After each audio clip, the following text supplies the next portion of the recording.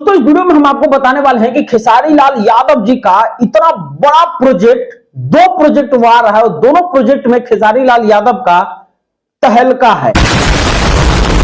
अब देखिए, पहले प्रोजेक्ट की हम आपको बता दें तो पहला जो प्रोजेक्ट है वो काफी कंट्रोवर्शियल प्रोजेक्ट है, और दूसरे प्रोजेक्ट की बात करें तो इस प्रोजेक्ट को जानने के बाद आपको खेसारी लाल यादव को कहेंगे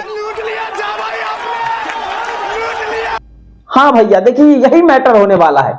अब देखिए, पहले प्रोजेक्ट हम बताएंगे, उससे पहले यार चैनल पर नए हो तो चैनल को सब्सक्राइब कर लेना, और वीडियो अच्छा लगे तो वीडियो को लाइक कमेंट कर देना। चलिए वीडियो को शुरू करते हैं। देखिए, पहले प्रोजेक्ट हम आपको बता दें कि खेसारी लाल यादव के कंट्रोवर्सी वाले को, क्योंकि भोजपुरी इंडस्ट्री में भैया बिना कंट्रोवर्सी का कोई प्रोजेक्ट आ ही नहीं सकता है, या फिर वो कंट्रोवर्सी छोटा हो या फिर कंट्रोवर्सी बड़ा हो।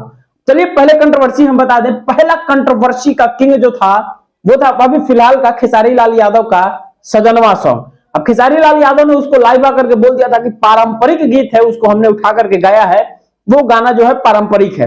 अब इस बात को लेकर के प्रद्युमन परदेसी और रोशन राज आते हैं लाइव, और लाइव आकर के खेसारी लाल यादव को बहुत उल्टा सीधा बोल करके चले जाते हैं। आप सबने काफी इस वीडियो को देखा होगा। उसके बाद आते हैं अपने डायमंड स्टार गुड्डू रंगीला। गुड्डू रंगीला आते हैं लाइव में, अक्सर वो आते हैं खेसारी लाल यादव के सपोर्ट में, लेकिन इसमें आते हैं गुड्डू रंगीला आते हैं और रोशन राज और प्रद्युमन परदेसी का खुल के सपोर्ट करते हैं कि भाई साहब ऐसा बात नहीं है, ये जो गाना है वो पारंपरिक नहीं है। अबे साले। लेकिन वही खेसारी लाल यादव फिर एक गाना लेकर के आ रहे हैं, महादेव अंगना।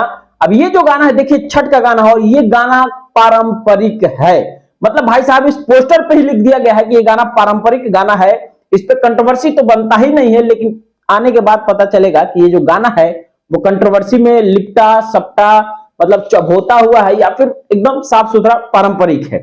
अब ये तो गाना आने के बाद ही डिसाइड होगा कि खेसारी लाल यादव का ये जो गाना है महादेव अंगना वो किस लेवल तक है, कंट्रोवर्सी से कोसों दूर है या फिर कंट्रोवर्सी में एकदम डूबा चबोता हुआ है। अब देखिए दूसरे अपडेट हम आपको बता दें। दूसरी अपडेट भाई साहब इतनी बड़ी अपडेट है, हम आपको बताते हैं। उस अपडेट को जानने के बाद वाकई आपको लगेगा कि भाई साहब भोजपुरी इंडस्ट्री में तहलका होने वाला है।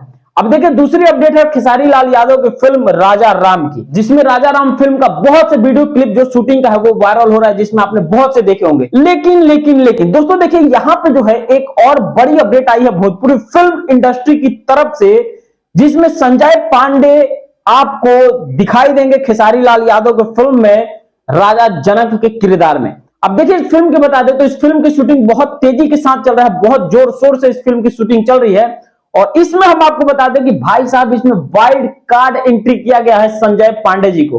अब देखिए संजय पांडे जी का परिचय देना मतलब यार अपने आप को तमाचा मारने के बराबर है। उनके एक्टिंग के, उनके किरदार की बात करें तो जिस कैटेगरी का किरदार हो संजय पांडे बिल्कुल उसी में घुल जाते हैं।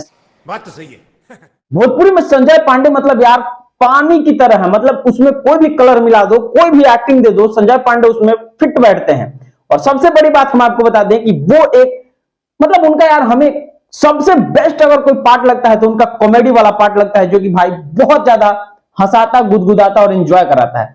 और आपको क्या लगता है संजय पांडे का सबसे बेस्ट पार्ट कौन सा लगता है, वो हमें कमेंट करके बताइएगा। ये बड़ी अच्छी बात कही आप।